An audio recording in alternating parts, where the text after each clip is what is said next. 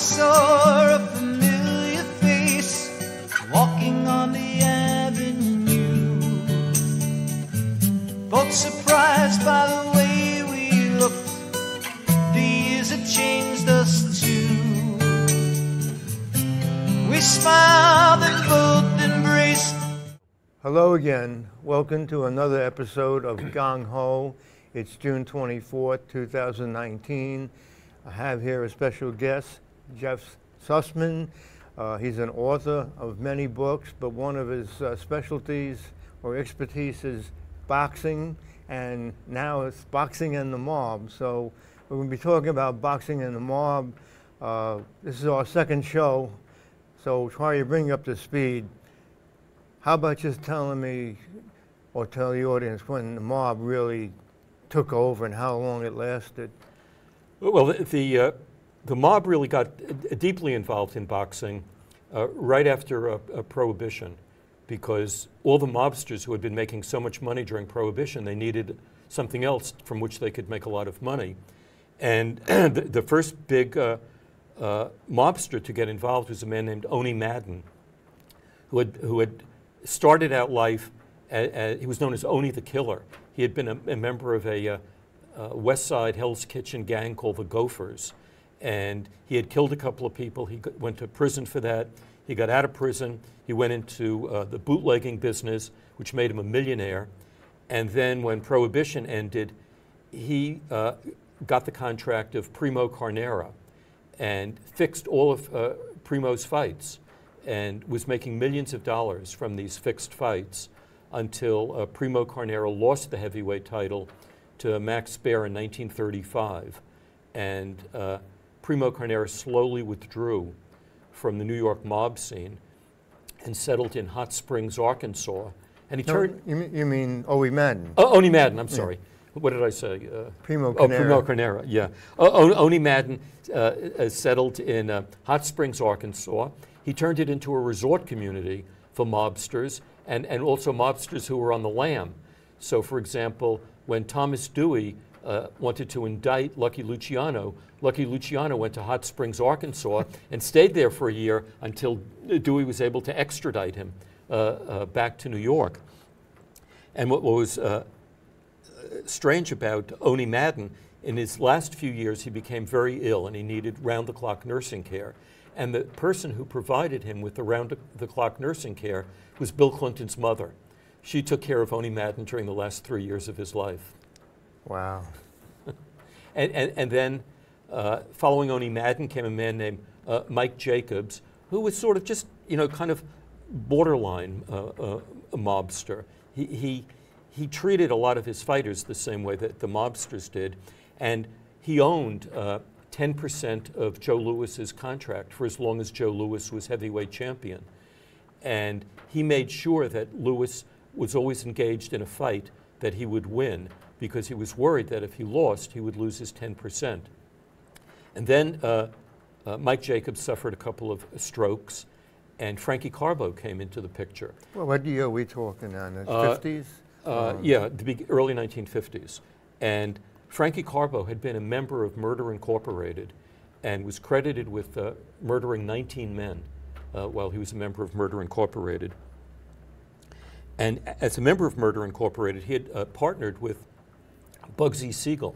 The two of them had gone on a lot of murder expeditions together.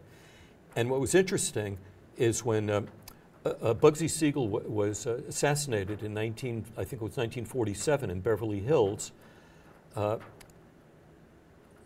Frankie Carbo was credited with being the shooter in that murder. The head of the mob in Philadelphia, a man named Ralph Natale, said that everyone in the mob knew that Frankie Carbo had killed Bugsy Siegel on orders from Lucky Luciano and Meyer Lansky, both of whom had been boyhood pals of Bugsy Siegel. And Frankie Carbo teamed up with a man who had been known as the numbers king of Philadelphia, a man named Blinky Palermo, and they teamed up with a man named Jim Norris, who came from a very wealthy Chicago family, who at the time owned the Chicago Merchandise Mart, and they owned baseball teams and hockey teams.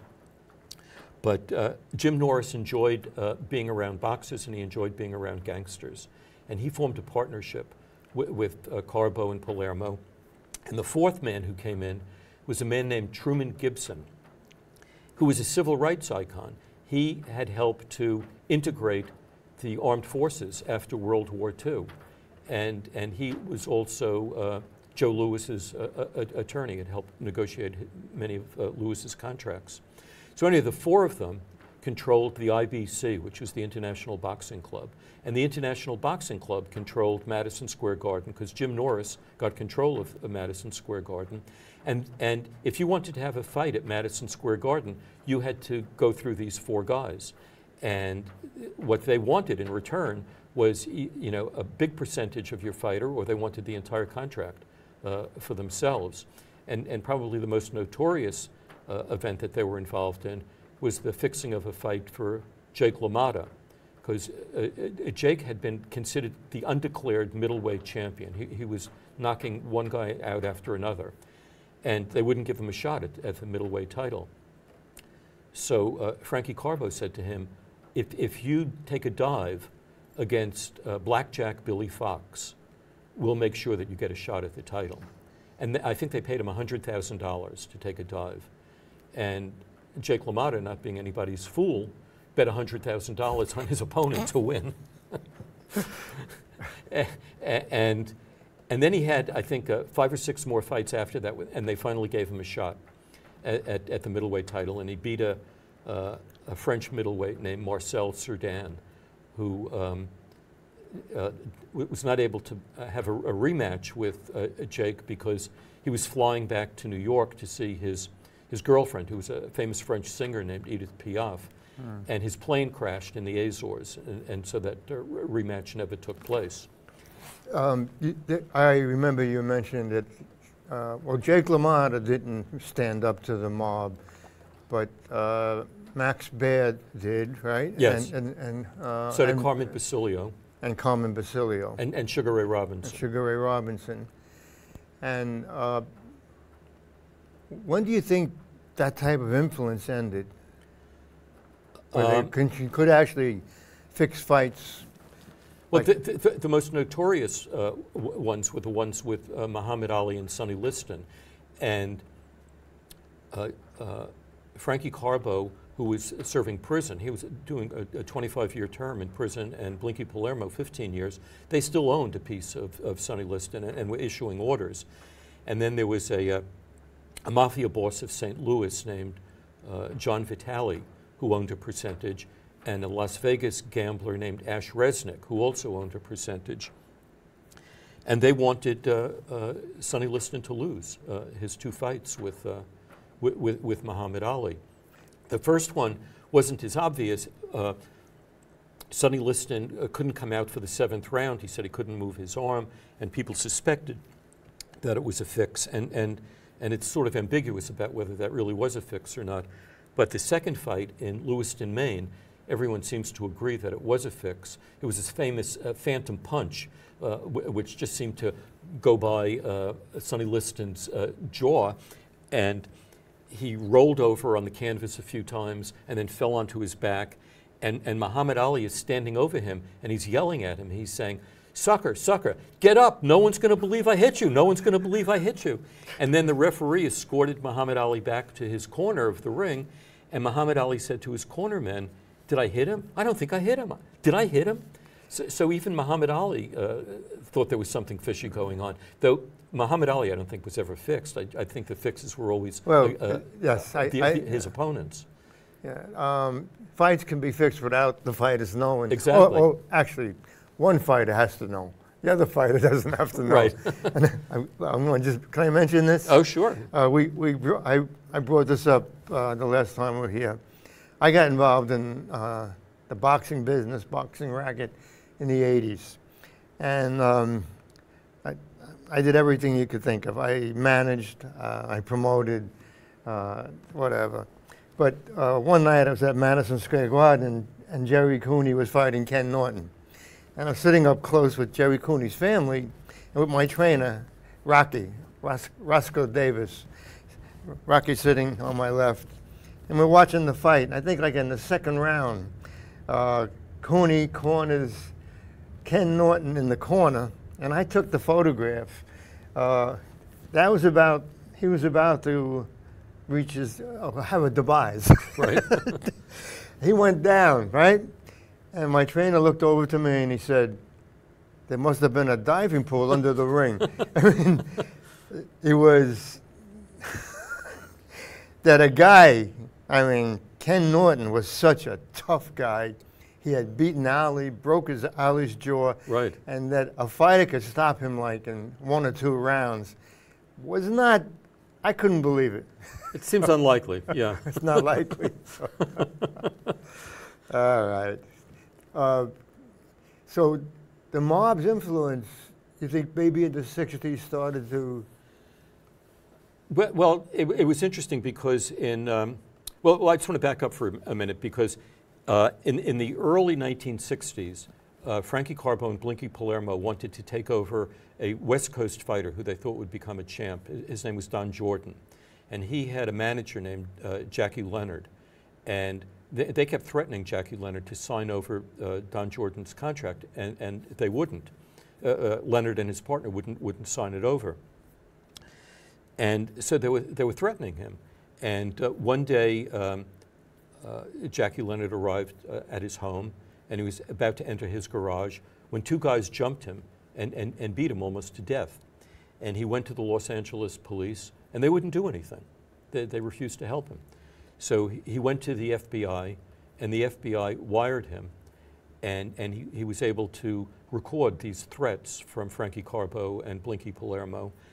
And Robert Kennedy prosecuted those 2 guys, and Frankie Carbo was sentenced to 25 years in prison, and Blinky Palermo to 15 years.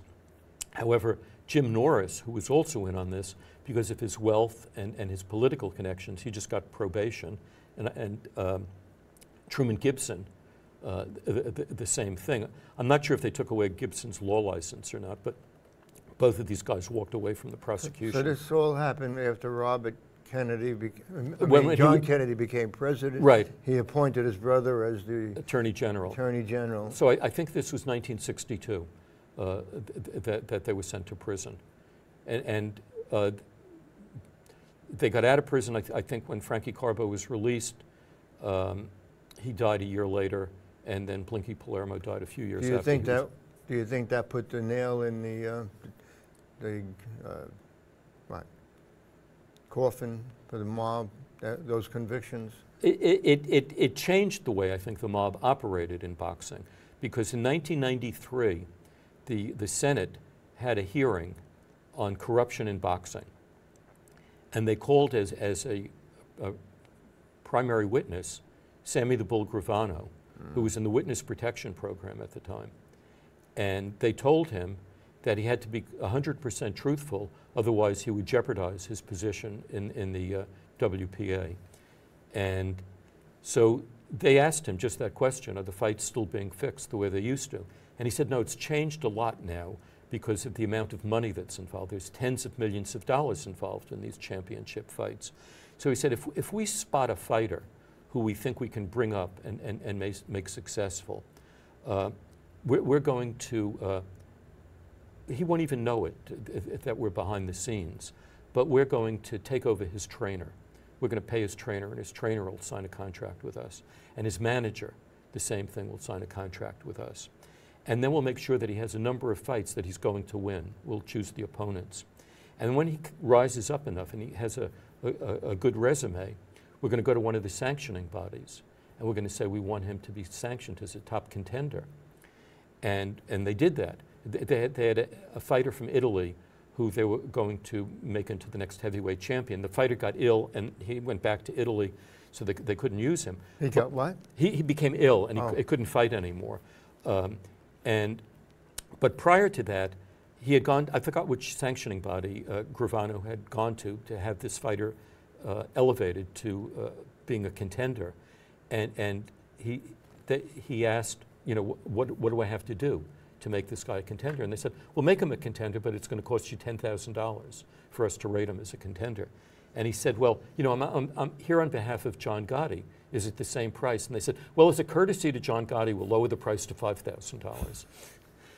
So he said that's the way we would get involved. And he said once there's a heavyweight championship bout or even a middleweight bout, you know, there's tens of millions of dollars involved. We're all going to share in that, he said. And then, you know, it's written into the contract that there'll be a rematch. So we're going to make tens of millions of dollars from that as well. And they could just keep doing this over and over again. Well, when I was involved in the 80s, I didn't sense or witness or hear anything like that. And I was good friends with several of the families, especially the Lucchese's and the Colombo family, and I knew some Gambino people. And I think I told you this.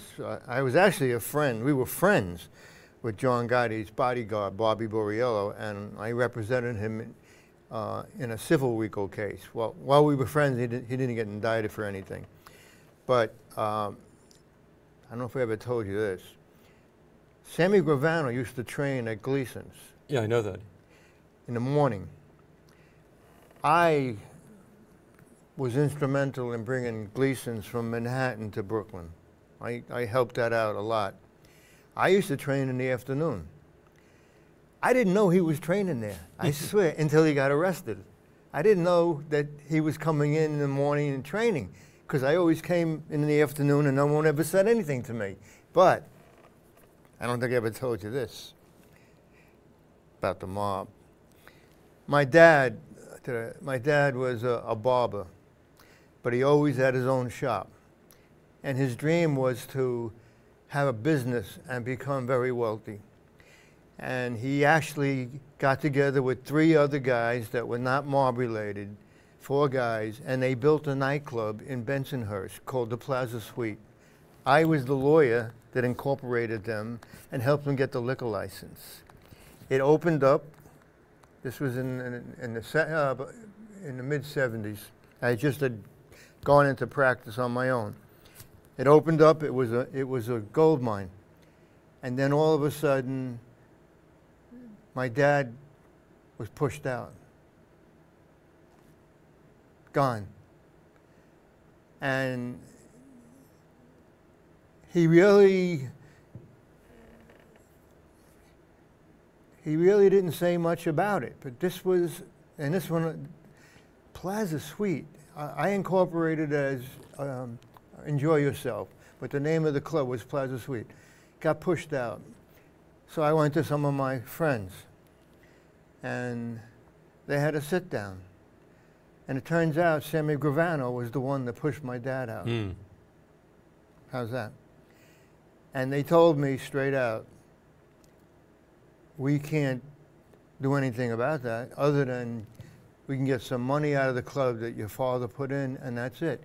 Sammy Gravano took that club away from those legit guys. And I'm sure that because my dad didn't complain, he could beat the shit out of Sammy Gravano. I mean, no match. He didn't say anything because I have a feeling that Gravano said to him, move on. Well, not only will I kill you, I'll kill your whole family. Something happened like that to my father, who was in the garment business with a gangster named Johnny Dio, who wanted to unionize all the workers in my father's factory. And the workers voted against being unionized because they would actually make less money because they'd have to pay union dues and other fees. And so they voted against it. And Johnny Dio said, you better vote for it. You better make sure they vote for it. In addition, you better make sure that you hire my trucking company to deliver your garments. And if you don't, we're not only going to kill you, we're going to kill your family too. That's how they operated. That's the only thing that would back my dad off, because my dad was not a mob guy, but he knew everyone. He knew the politicians. He knew the mobsters. He knew everybody. But he was legit, and he was a tough. You didn't want to go one-on-one with this guy. He could kill you with one left hook. My father was the same way. I mean, my father was a legitimate person. He was very tough. He had been, an amateur boxer. And, when he confronted Johnny Dio, when Johnny Dio was first making these threats, I thought he was going to attack him, because his fists were clenched, and he was yelling at him. And I think that, Johnny Dio may have seen this, because what he did is he pointed a finger at my father. I watched it. I used to work with my father on Saturdays. He pointed a finger at my father, and he said, "We're going to get you, you son of a bitch." And then he turned and walked out of the factory. And driving home that afternoon, I asked my father to tell me more about this. And he kind of laughed, and he said, "I wouldn't be surprised if bullets start coming through our living room window." My dad would not bring it up, but I did try to help. If I wasn't a lawyer, I might have taken it into my own hands. I could handle Sammy Gravano one-on-one. But the problem was the family. Sure. You don't want repercussions like that. Exactly. And he's got to be a really evil bastard to threaten your family. That's crazy. But that Plaza Suite ran for years. It was a cash cow. He had it for a long time. One of the things that Sammy Gravano said in his testimony to the Senate was that he used to go to Gleason's gym and box there and also get some lessons. And that's where he had this Italian boxer from Italy. And he said he tried to buy Gleason's gym, but Bruce Silverglade didn't want to sell it. And because he figured that if he could buy a gym where he could train a boxer, then it would be really easy to take over everything. The boxing gym, the trainer, the manager, the whole works. I was very friendly with Rebecca. He was the one that started Gleason's. Then Bruce Silverglade came along while they were in Manhattan. They were good friends of mine, really good friends. I helped them build an arena down the block called Gleason's Arena. I helped them do that. Someday we'll talk about it. And so there was Gleason's gym on Water Street, right by the Brooklyn Bridge. Right. And then down the block was Gleason's Arena. I put that together. Really? And we had promotions going on. I'll show you this stuff. There was no mob bothering them because I was there. I think. I was really involved. And they were left alone. That's really good. were. They were left alone. Now I'll tell you what. How much time do we have? 4 minutes and 7 seconds. All right. You want to talk a little bit more about what's going on now with the boxing? There are just so many things that make you very suspicious. So many of the boxing matches, they seem like show business performances rather than boxing matches. You saw that heavyweight bout between Anthony Joshua and Ruiz. I mean, it was very hard to believe what was actually happening in that fight. And then there was that fight a year or two ago between Floyd Mayweather and that MMA a guy, and it was a $10 million bout. And the MMA guy never boxed. I mean, he was basically a street fighter. And it's become more show business than anything else. There are so many bad decisions, and you hear the commentators really get disgusted about it. The disgrace, this is horrible, this is still going on. But my dad always said, follow the money. So Ruiz beats, what's his name, Joshua Anthony? Yeah, Anthony Joshua. So, and right. Anthony took it like, well, that's boxing, I got beat. Right. Didn't seem to bother him at all. And then you hear oh, he's going to come here, Anthony, and fight in Madison Square Garden, and he's going to make probably tens of millions of dollars. Right. And there it is. Exactly. But all right, we still have 2 minutes to go. But I was interviewed by Jerry Cooney and what's his name, the boxing commissioner, Randy Gordon. Randy Gordon. And we were talking about, you watch a fight, and it's obvious that one guy is really winning, and then they announce at the end of the fight that the other guy won. It was like, who were they watching? Were they watching the same fight? I've seen that comment a lot. The commentators, it's like, right. Maybe Teddy Atlas will say, What fight were they watching? Exactly. And, you know, in the 1980s, when I was doing publicity for Howard Davis, who was a very good welterweight, I was talking to one of the characters in the Times Square gym about fixed fights, and he said, you know, all we have to do is just fix one of the judges and maybe the referee, and we can get whatever result we want. Eden, I want you to make an appearance. Here. All right. This is my girl. She's the associate producer, right? Yeah. No, she's a direct producer. Yeah. Come on, An give me a associate. kiss. No, boy, you are good. You're the best. I had a fighter that became a champion, Mike McCallum, but he got away from me. He was a bad guy. I had a fight for him in Youngstown, Ohio, on Boom Boom Mancini was fighting, a really talented Mexican fighter. And Mike was supposed to fight his stablemate. And Mike didn't want to fight him. So we came to the weigh-in, and Mike got on the scale, and he was 8 pounds overweight. And he thought that would be the end of the fight. Right. And I grabbed him, and I said, you know something? No, you're going to fight. But the Mexican couldn't get over the border, so they brought in a guy. Did I tell you this one? They brought in a guy, just brought him in, and he was in a dressing room, and I went over to him just to say hello, and he says to me, I know Mike McCallum from the amateurs. He says, I'm going down in the third round. I didn't say anything to anybody. You should have bet on the fight. Actually, he said, I'm going to give him 3 rounds. And sure enough, in the third round, they went down. I wonder who he was working for. He was working for himself. He got a payday. Old time. Where have my old friends gone?